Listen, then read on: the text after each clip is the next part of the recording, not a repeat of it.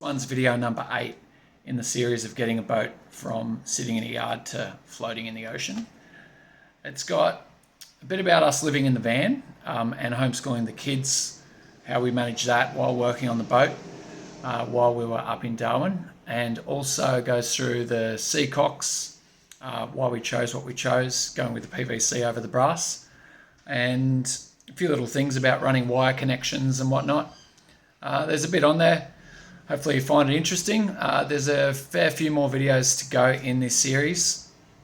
It's probably going to be most interesting for you if you're into or thinking about refitting a boat and getting it ready for the ocean, or buying something that's secondhand that needs a bit of work. It's just things that we've picked up over the years and things that other people have taught us. So hopefully there's something good in there for you. All right, cheers. There we go. We've got the Seacocks on, all tightened up. What I'm going to do using the Fix 15 right here, high quality multi-purpose adhesive sealant. Non-yellowing. That's great because we hate yellow. Don't mind orange, hate yellow.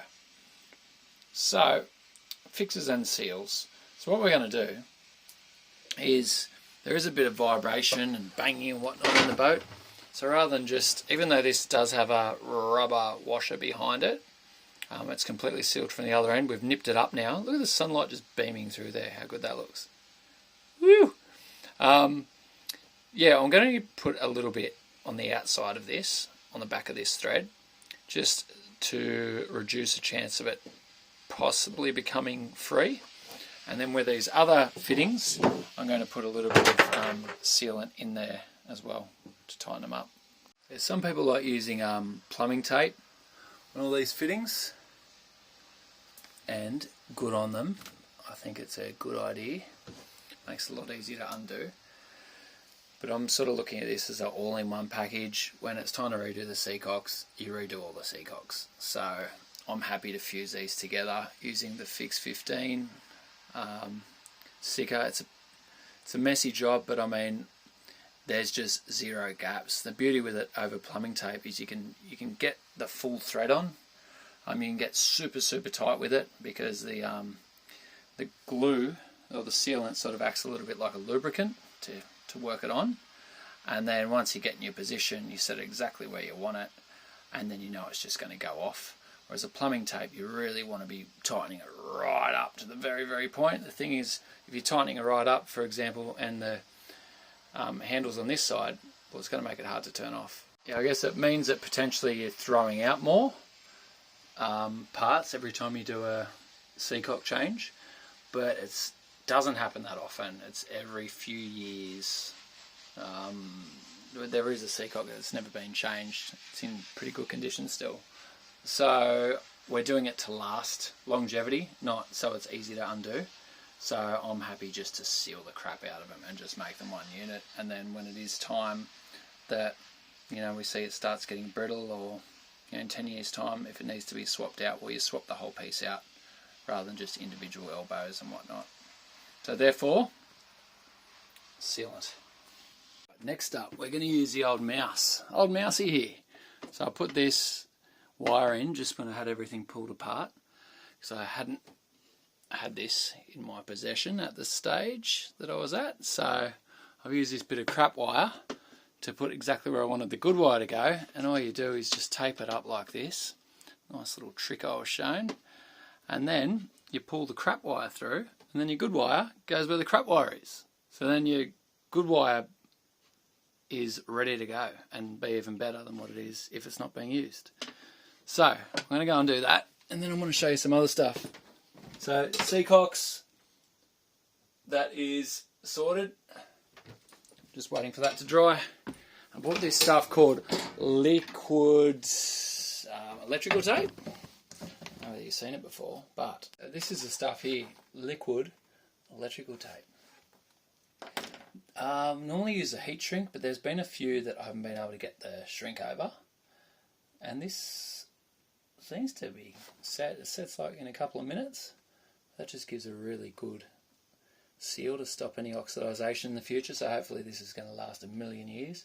Got a little connector here. I'm going to just pop that through the positive. popping too easily, is it? There we go. And then this side, it's going to go like so.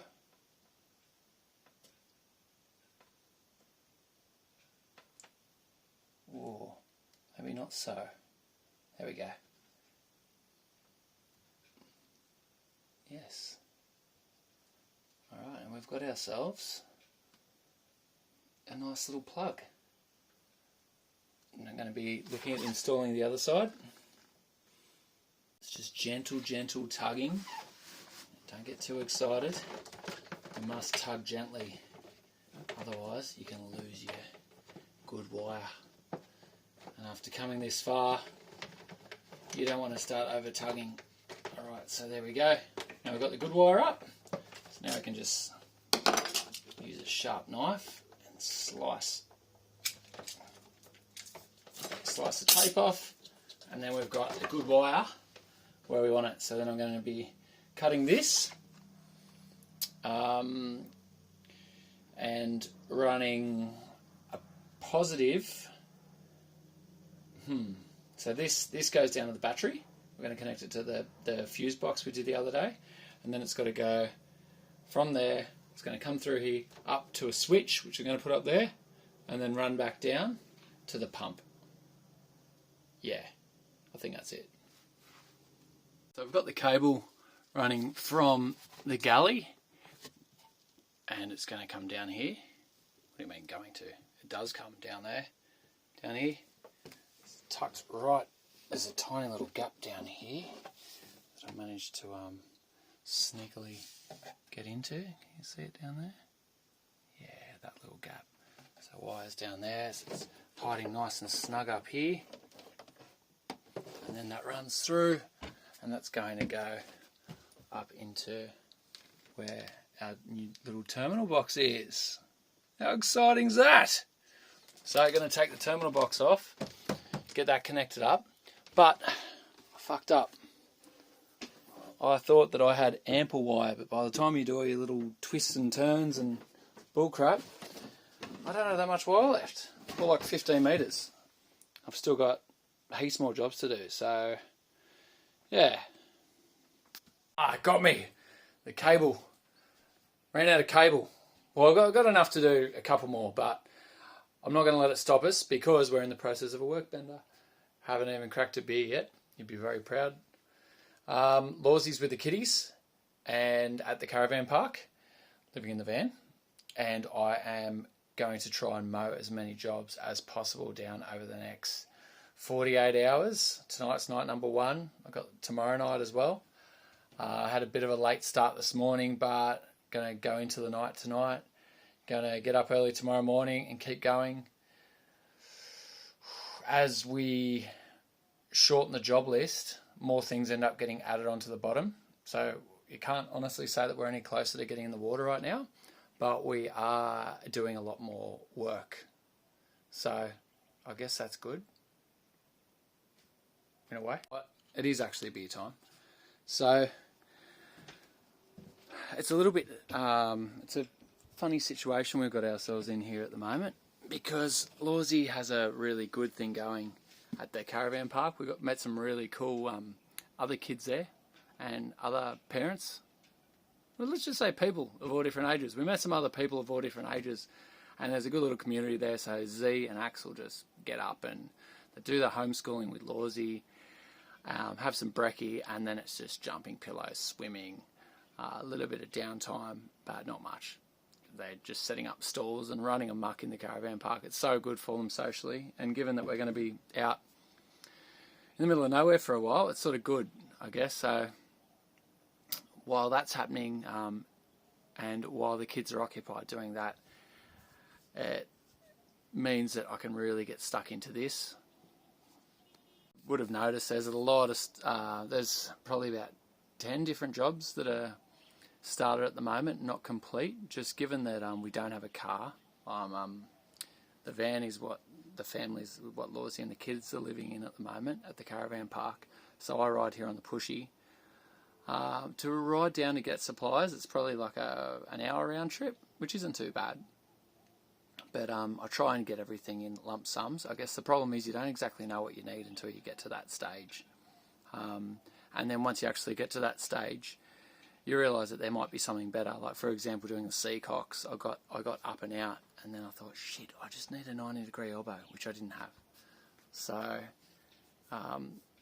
yeah, you want to, as you actually do the projects, you work out what's optimal for it, and it's hard to sort of foresee all that until you actually start doing it. Yeah, so that slows it down a bit, but all in all, it's moving along, and it's going to be an older, but it will be a more equipped and arguably a better vessel than what it was when it left Australia many, many, many moons ago. So that's the goal, I guess, with all this work, is we're adding features to the vessel that's going to make it better for living with a family. You know, the washdown pump, having electric toilets, things like that. Just trying to iron out all the kinks now that we can sort of foresee happening when we're going to be out with the kiddies. So yeah, that's adding to the job list a bit, but all in all, she's going to be a mighty fine vessel when she's done. It's just, yeah, it's just getting to that stage, but we will persevere. In fact, let's go. You know what you don't want? You don't want to be stuck on the toilet, unable to flush it because somebody's using a water pump. I can imagine that might happen. The toilet's going to draw a lot of power, and so is that pump up there. So I'm going to undo what I did the other day. Yes, it's very soul destroying, but I don't want to do something and then find out that it's a pain in the ass. No puns there.